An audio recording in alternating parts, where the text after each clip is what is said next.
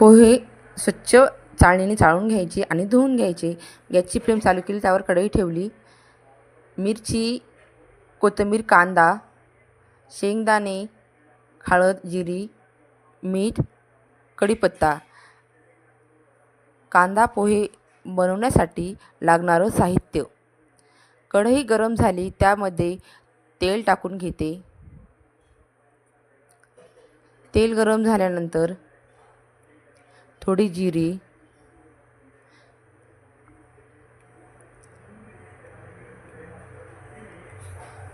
शेंगदाणे,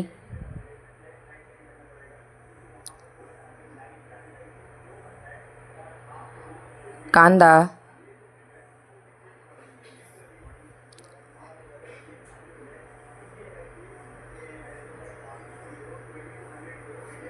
आता एकसारखे या तेलामध्ये हे साहित्य परतून घ्यायचे. आता मिरची, कढीपत्ता,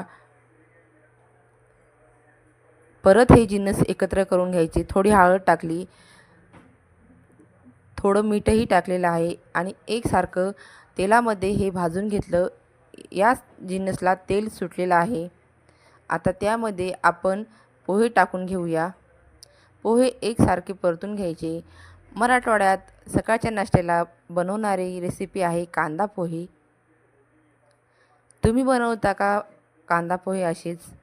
नक्की मला कमेंटमध्ये सांगा. व्हिडिओ आवडला तर लाईक, सबस्क्राईब नक्की करा.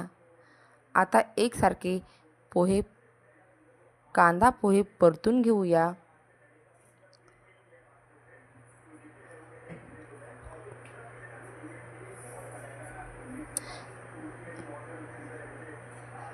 गॅसची फ्लेम कमी केलेली आहे. आता चवीनुसार मीठ टाकून घेते. परत एकसारखं परतून घ्यायचं.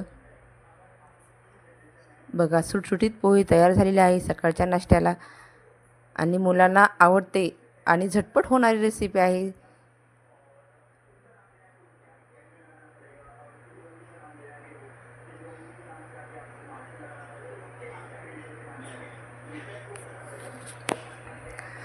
आता त्यावर कोथिंबीर पेरून घेते.